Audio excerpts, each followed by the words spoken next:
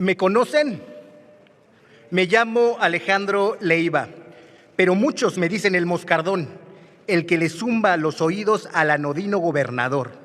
En minúsculas y entre comillas, las verdades que los oaxaqueños padecemos por su ineptitud y su enfermedad mental. Quiero enfatizar que si por estas videocolumnas y por el zumbido del moscardón algo llegara a pasarme, las autoridades ya están avisadas de que el culpable es el anodino gobernador, el que despacha en Palacio de Gobierno.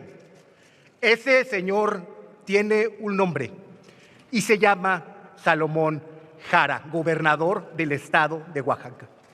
¿Le suena familiar esta advertencia? A mí sí, me suena mucho a la que hizo Héctor Melesio Cuen antes de ser asesinado, donde responsabilizó de aquello que le pasara a Enrique Insunza, vergüenza de este Congreso y compañero de ustedes, y a Rubén Rocha Moya, compañero de ustedes y ejemplo nacional de impunidad. ¿Cómo respondió el gobierno ante esto que sería una crisis política en un país con una política seria? Ante un reto para la libertad de expresión tan concreto como que matan periodistas en muchos estados de la República, y en este caso a uno que ahora diré por qué tenía una especial relevancia frente al gobernador, la respuesta totalmente fuera de la realidad es otorgar unos lineamientos de radio y de televisión. O son autoritarios y descarados, o son simplemente torpes e indolentes. Mientras se impide desde Oaxaca que la familia de Alejandro Leiva se manifieste pacíficamente para pedir una investigación a fondo, no para increpar a nadie, mientras se les impide eso, dejan que se celebre como si nada la guelaguetza oaxaqueña que el propio régimen manchó de sangre.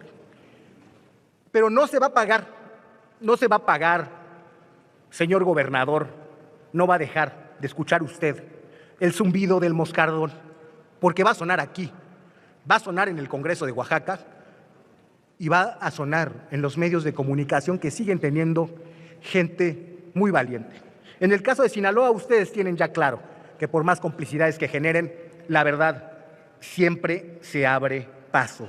Aunque quieran silenciar primero al periodismo y después a las instituciones. Es inaudito que en el Congreso del Estado de Oaxaca no hayan permitido la participación de Alejandra Morlán para discutir, para plantear cuál es el posicionamiento ante los riesgos de la libertad de expresión en Oaxaca. A la censura se le receta como remedio más censura para que no haya indignación y piensan que el pueblo permanecerá entonces así de adormecido. Alejandro Leiva, que había enfrentado al gobernador, no era incómodo nada más por la manera de decir las cosas. Y aquí está lo importante. Y pongan atención, igual y entienden el régimen de despojo. Lo que pasa es que es el único que había documentado que se están haciendo trampas mediante las instancias agrarias correspondientes, grupos del crimen organizado, para despojar a las comunidades de tierras en todas las playas. Esto sucede, por ejemplo, en el pueblo de mi padre, en Guamelula, en las playas de la comunidad del Coyul, que son, entre otras cosas, santuarios de tortuga, con una infinidad de especies que no se encuentran en otro lugar. Bueno, pues esos lugares están ahora custodiados por personal fuertemente armado. Y eso, señor gobernador, ya sabemos que está en venta, están ofreciendo en el extranjero esos lotes en venta y en algunos están proyectando el desarrollo de hoteles. Y eso lo sabía Leiva y por eso lo mataron. Este sistema de extorsión que les mostramos también la semana pasada cuando se invitó a pobladores desplazados de San Pedro el Alto, también en Oaxaca, ha incrementado su potencia con este gobierno, con el gobierno que encabeza Morena y con el gobierno que encabeza Jara. Y esto ha incrementado a su vez la violencia. No podemos normalizar que en un país, en un estado, haya un ejercicio de gobierno en 4 años donde se han asesinado 5 presidentes municipales sin que haya consecuencia, donde se han asesinado 8 expresidentes municipales sin que haya consecuencia, donde se han asesinado 9 líderes sindicales sin que haya consecuencia, donde se han asesinado 21 activistas, dirigentes indígenas sin que haya consecuencia, donde lo único a lo que se dedica el gobierno es al control mediático y a la disputa descarnada del poder para quedarse con más tierra, para oprimir a más gente, para concentrar en unas pocas manos, además de familiares del gobernador, porque tiene a todo mundo o en los negocios o en la nómina. No puede tolerarse este tipo de gobierno, de mal gobierno. Y yo creo que aquí nadie es ingenuo como para pensar que es casualidad que se asesine a los adversarios del grupo en el gobierno.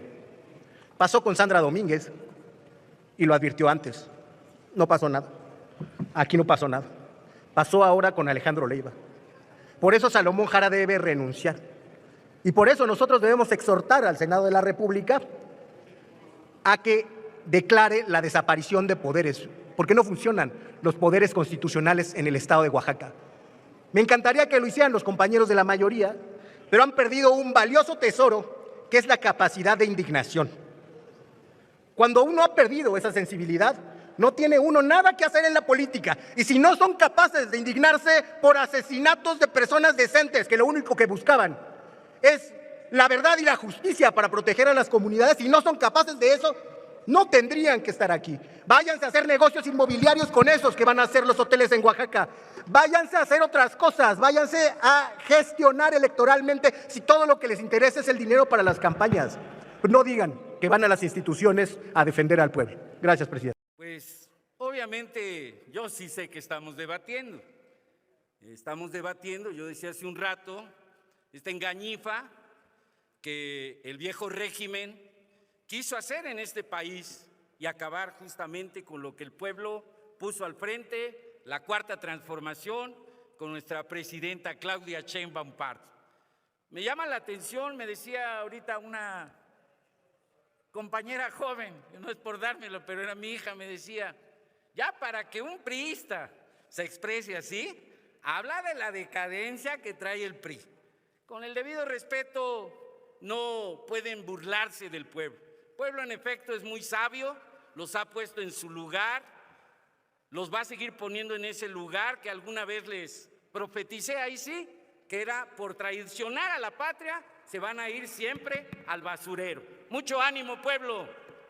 Manuel Huerta Ladrón de Guevara. Dice que cerrar este debate me ha generado la inquietud de por qué está en este momento, el día de hoy, 29 de julio del 26, tan desestructurada la oposición rancia, como aquí le dicen. Creo que es un buen término ya para decir lo que no sirve. Y estaba viendo que apenas hace 2 semanas, y tal vez ahí encuentro la causa, la Fiscalía General de la República emitió un comunicado en torno al debate central, porque no hay que perdernos. Estamos hablando de un delincuente, presunto todavía, hay que decirlo, pero ya en una etapa de la investigación de alto nivel de sofisticación de delincuencia organizada.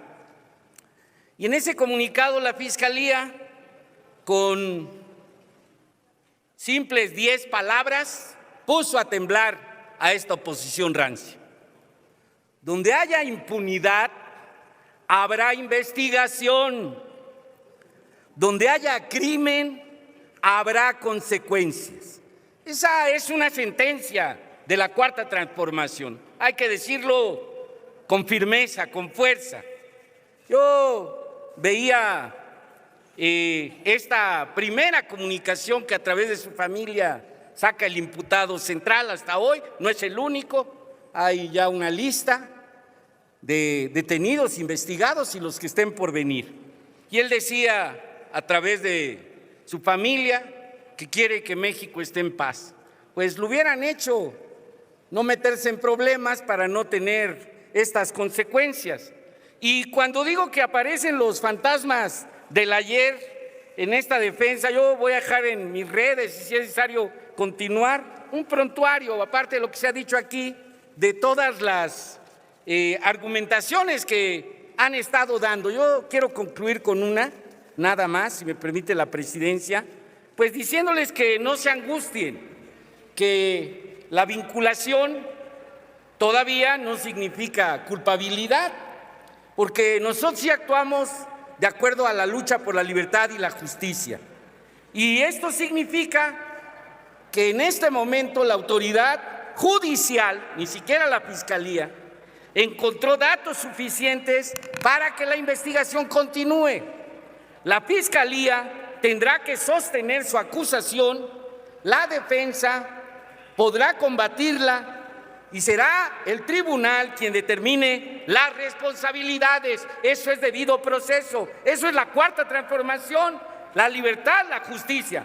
Pero de que fueron rateros, tramposos, mañosos, es oposición rancia, de que este señor, por meterse en estas facilidades de querer estarle robando al país lo que le han robado por décadas, pues hay que siga la investigación y que caigan los culpables ahora y siempre. ¡Viva México! ¡Mucho ánimo!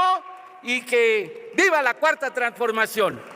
A ver, la sección favorita de siempre. Mito número 1, Rufo es un preso político.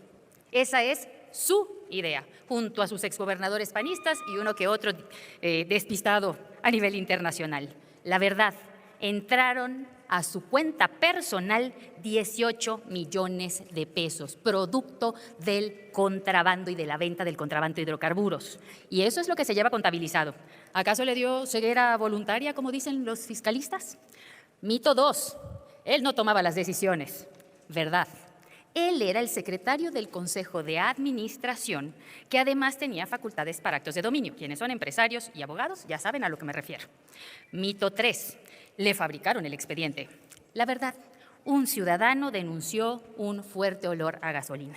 Y con eso, gracias a esa denuncia ciudadana, chuparon faros, como diría el expresidente Andrés Manuel López Obrador.